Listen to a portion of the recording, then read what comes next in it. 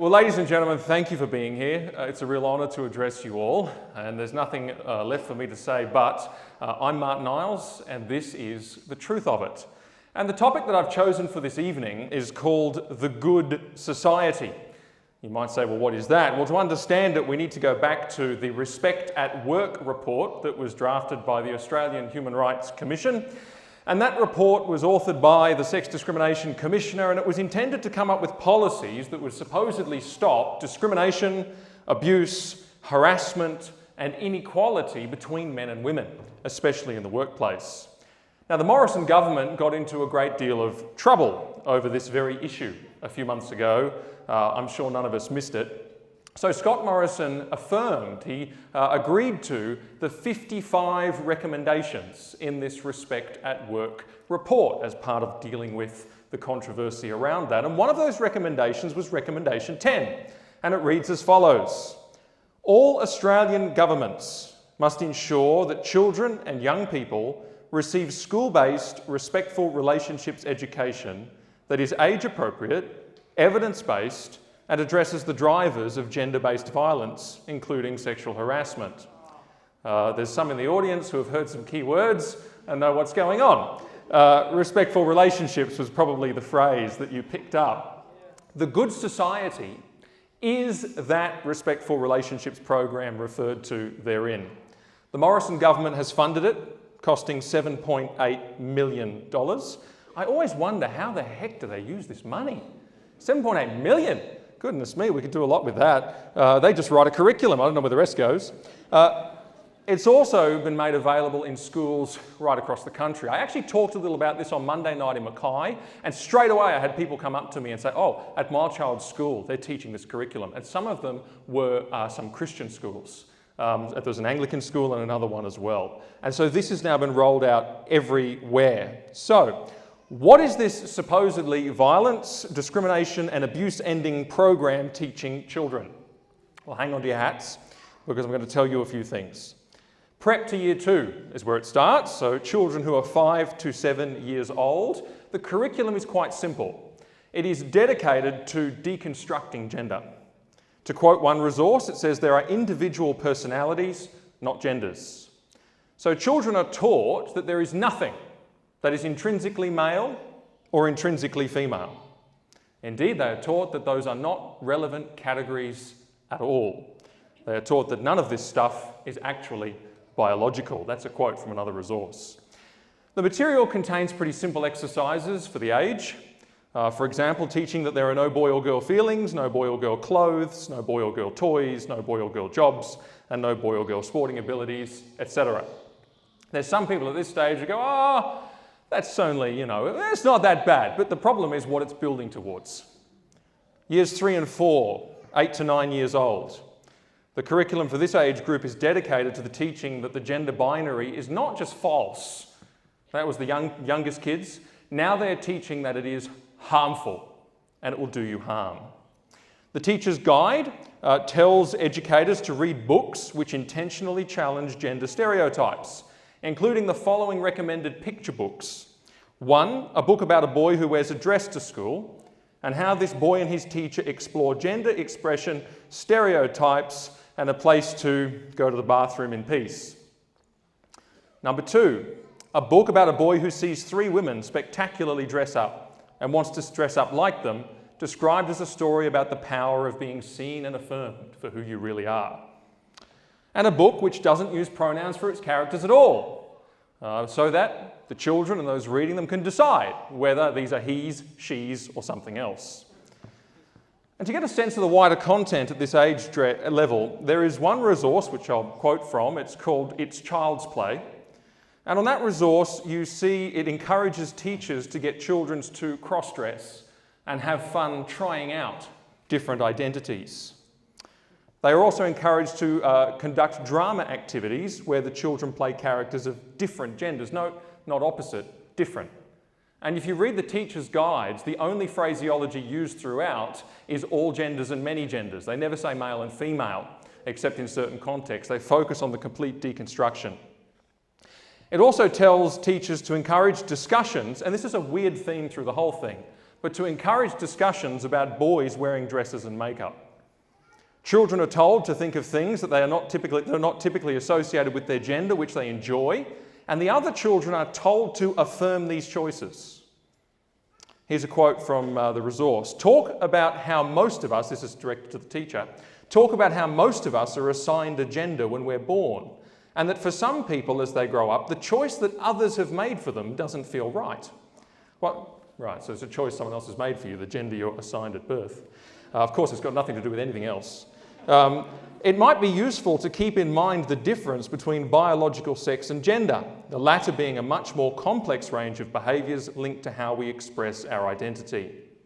The resource also puts stereotypes about motherhood on the same level as domestic violence and sexual harassment among the disadvantages faced by women. This is for kids that are 8 and 9 years old, years 3 and 4. Years 5 and 6, 10 to 11 years old. This is where the curriculum starts to not only more aggressively teach gender deconstruction, but it brings in something new. It brings in the concept of identity, and it contains an activity for children to define their identity. So they have to create an identity poster, which includes all of their beliefs about themselves. And to help them, the curriculum teaches the following. It says, personal identities change with the choices we make as individuals. Identity is fluid and changes with time and with context. Oh, but by the way, here's a helpful list of attributes that might just help you to come up with a few of those attributes, of course. Just how you feel, of course, but here's some help. The children are told that once they start deciding what their identity is, then, quote, nobody needs to change themselves. And they should surround themselves exclusively with those who, quote, celebrate who they are, if necessary, to find them online. Gender is central to the creation of their identities. They're told that, quote, and I quoted this before, none of this gender stuff is actually biological. Boys in dresses feature again, and the gender spectrum is clearly taught, but with a qualification. The qualification that, quote, tons of different gender identities exist, some totally outside the spectrum. Years 7 to 9, 12 to 14 years old. By the way, I'm not going to get all the way to year 12 because it gets, I want to make this at least half family friendly, so I have to stop at a certain point. So I'm going to go years 7 to 9, 12 to 14 years old. The curriculum for this age group is even more aggressively teaching the deconstruction of gender, so that's the theme that continues. Because of course all this, what's it going to do? Oh, when these young people go to work, they're not going to beat each other up. That's what this is going to do. This is really, it comes in the Respect at Work report. That's what it's supposed to do. There's two additional related themes that are introduced as well as all that. Firstly, political activism, and secondly, power. So children are now trained to think and act politically. Now that's how identity politics works, by the way. The first question the child is asked is, what's your identity? Here's a helpful list to help you decide. And then they decide their identity, and once they've decided their identity, that's their politics. They find out all the ways in which they're oppressed, and they walk out into the world and they go to war with it. And whose political causes do you suppose, they might just get behind, right? They're making a whole bunch of political warriors for their causes. The stimulus material, it gives a whole bunch of examples of the sorts of political causes they might want to take up. And it gives them a project to write to their MPs and whatnot about the political cause of their choice. But it exclusively includes climate change, feminism, including abortion, and LGBTIQ rights. That's all there is. Now, alongside that, the subject of power is widely explored. So they learn about structures of oppression, victimhood, the evils of being born into a society that's so oppressive, and all that kind of thing. Now, that's Marxism. Whenever you see, basically, people told that they're oppressed, and they get angry about it, and they've got to go and wreck the joint, that's Marxism. Apparently they wrote a whole book about that, but there you go, in a nutshell. So we dive a little deeper with some examples. Children are taught that anything which criticises them and their choices is disempowerment because it confronts their identity. Anything at all. And so to be empowered is the ultimate thing. So God, for this curriculum and for these children, is self. Its feelings, its passions, its fancies. It cannot be questioned, and if it is, that is false, it is harmful, and it is disempowering. Now, what do you think that does to a young person's attitude to, say, the Bible? False, Harmful, disempowering. What do you suppose it does for their attitudes to those who don't celebrate who they are? Harmful, disempowering. Quote, in all our actions, behaviours and decisions, we have to ensure that we're not causing ourselves harm by limiting our potential or hiding who we are in order to gain the approval of others. Our own self-esteem and self-acceptance is far more important to good mental health and well-being than the approval of others who won't accept you for who you really are.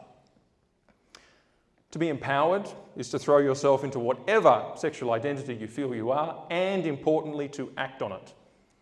The resources for this include, and I'll just cite some, healthy versus unhealthy relationships, be yourself, and I'm too awkward for my own good. 3 resources that teach that. An example of empowerment is given in a resource called Are You Living an Insta-Lie? And it's a male applying lipstick and wearing a dress. The resource Gender Norms and Stereotypes teaches that one source of disempowerment is gendered language, like he and she, because it, quote, takes no account of you as an individual person or your own inner world of passions, interests, preferences and ambitions. It's interesting, they actually use the word passions. It also teaches that women being mothers is disempowering. It's very anti-mother, anti-child right throughout. The resource Gender Inequality and Abuse states that the following ideas are driving gender inequality and violence against women. 1, women as mothers, women as carers for children, that men and women choose different careers, that men are breadwinners and that men are head of the household. The resource says that males are often privileged over females and, quote, that's the way it's always been. It also reaffirms that gender is not biological, it is how you feel about yourself. It also talks a lot about privilege and social power. They're told that LGBTIQ people lack privilege. They're told that privilege is intersectional. What does that mean? Well, it means it is the categories that they supply. It's your privilege based on your race, your privilege based on your sex, your privilege based on your gender, your privilege based on all of these things. Quote, privilege is an unearned advantage that some have and others don't. If someone has a privilege, they have advantages over others for reasons they don't control, like their gender, race, religion, cultural background, sexuality, ability or disability, financial status and level of education. It's a matter of luck. When a person's lack of privilege prevents them from exercising their rights, that's a problem that must be addressed by society. And the privilege content concludes with a resource featuring a gay man who speaks of his male privilege and his gender privilege, and children are then asked to consider their own privilege and take the quote-unquote privilege pledge that they will address it in their life. Now here's the interesting thing, if you tell people that they can do nothing about their inherent privilege and that there are people all around them that are privileged above them because of the luck of the draw and that therefore they are disempowered and those people are empowered, how do you think that's going to go? What kind of attitudes do you think that is going to develop? It's interesting, the example of somebody who resented someone else's privilege in Scripture is Cain. Cain resented his brother Abel's privilege. And it was real, he did have a certain privilege. Now there's reasons for it, but he had a certain privilege. Cain resented it. Cain was angry. And what did God say to Cain? He said, you know what? He said, if you continue this way, sin is crouching at your door. You're going to go on and do things. You're going to let yourself into sin and you're going to justify yourself. And that's exactly what happened. It's a very, very dangerous mindset indeed. And this is what was behind, I talked about this in the Brisbane event a while ago, where in these classrooms in places like Victoria, you had teachers tell all the white boys to get up and then confess their privilege and then apologise to all the girls in the room for the crimes that were committed by their gender. 12-year-olds, I might add, 12-year-olds. You know, it reminded me of some kind of like Dickensian sort of Victorian era workhouse environment where you've got some poor quivering child and the headmaster of the workhouse is looming over him saying, you are your mother's shame, you are your family's disgrace. I used to think to myself, what an outrageous attitude. What a thing to do to a child who's done, it's not their responsibility, it's not their fault, and they're held accountable for it. That's where identity politics goes. That's where this whole privilege mantra goes. Just a couple of footnotes. This content also includes, there's substantial content containing all the profanities and blasphemy. It's constant. There's vulgar sexual references throughout some of the material, including degrading and sexualized words. Lots of adult themes. So there's one resource where a guy says, to me, freedom means I get to drink whatever I like as much as I want. And the only religious themes introduced are animal magic, Gandhi, and Buddha. That's it. Several quotes from Gandhi, a couple from Buddha, two videos that feature animal magic. and sexting is introduced and taught as normal behaviour. Now, I just want to point out these are young kids. What are these? 13, 14-year-olds. Now, by years 10 to 12, and I really will just do a couple of points on this at a general level and get to the end, because someone's going to get up and read all of this out in a public place sometime, and it'll set everyone's hair on fire. I'm not going to do that this evening, because I want it to be at least half family friendly. But basically it's quite sick, it's perverted, it's twisted, it's graphic, it's profane. Note these are still 15 to 17-year-olds, they're still minors. It continually depicts and totally normalises and borderline encourages every sexual behaviour, all of them without shame, without boundaries. It's not only graphically depicts these things in videos, it promotes them and occasionally indicates that kids are weird if they don't partake. There is also videos that depict violent, distressing and unusually perverted crimes of abuse, and they are thoroughly analysed by a lawyer who explains them. The subject of consent is taught in remarkable detail, and that's the high-level summary that I'll give of all of that. But the curriculum for this year level also includes the continued undermining of boys and masculinity. One of the most cringeworthy examples is a video in which boys discuss crying while watching Queer Eye for the Straight Guy, and then walking around the house in high heels which make them feel powerful and applying makeup because it's fun. I mean, what in the world? It's like you've gone into another little universe or something. A promotion of drag queens telling stories about how a guy got into it, political activism around the same issues, and profanity and vulgarity is unceasing. It's normal vocabulary, it's in nearly every resource. And here's another thing, there's a video in this that actually says, this is the only mention that a biblical principle gets in the whole curriculum. They talk about the golden rule. Do unto others as you would have them do unto you. And the presenter actually says, no, that rule is narcissistic. And that rule nullifies and negates others' experiences.